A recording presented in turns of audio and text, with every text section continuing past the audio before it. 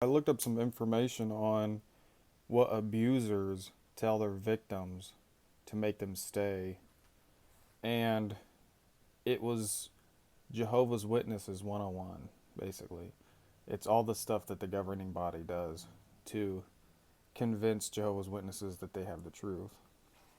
The first point was they changed the subject to divert your attention. The Jehovah's Witnesses are experts at this.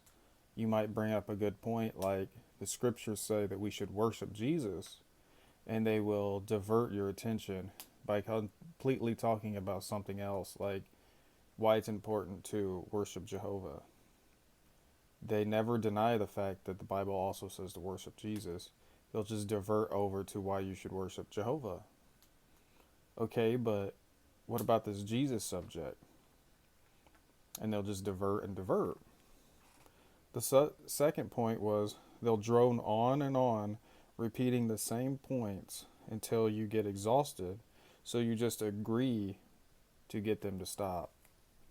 Now, that's definitely Jehovah's Witnesses' wheelhouse right there.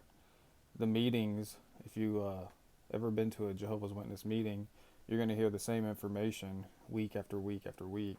The subjects very rarely change. There might be a title that's different. The subject will be something different, but the information is the exact same week after week. It's in order to brainwash you. They're pumping in that information 3 times a week with these meetings. The third point, and this one really caught me because Jehovah's Witnesses definitely do this.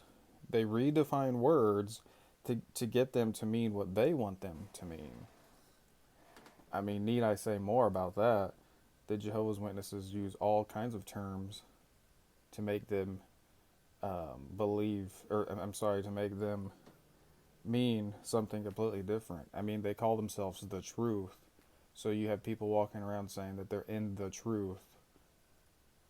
And that has definitely a broad meaning, the truth, especially when the congregation and the governing bodies are full of lies. The fourth point was denying saying something, even if you have proof.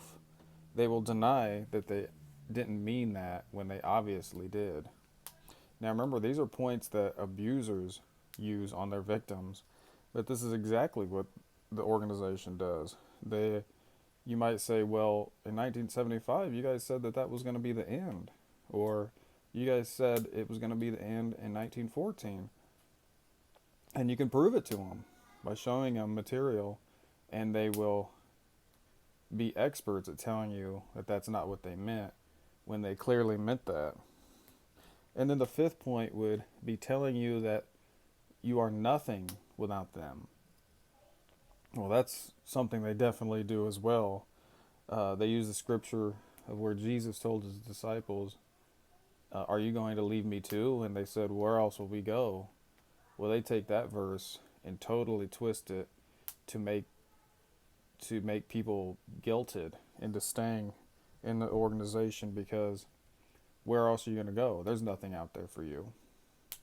So I wanted to play this video of proof that this is what the Jehovah's Witnesses do. It's just a giant abusive organization. So I want to show this video, and hopefully you guys understand where I'm getting, or what I'm getting at by this video.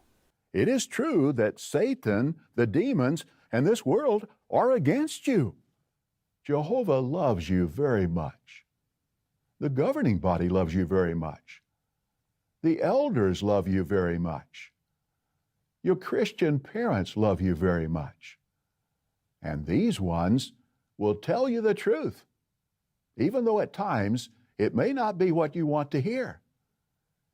They will not tickle your ears, perhaps like ones at school or in the neighborhood who don't really love you or have your best interest at heart. But please believe those who will tell you the truth because they love you.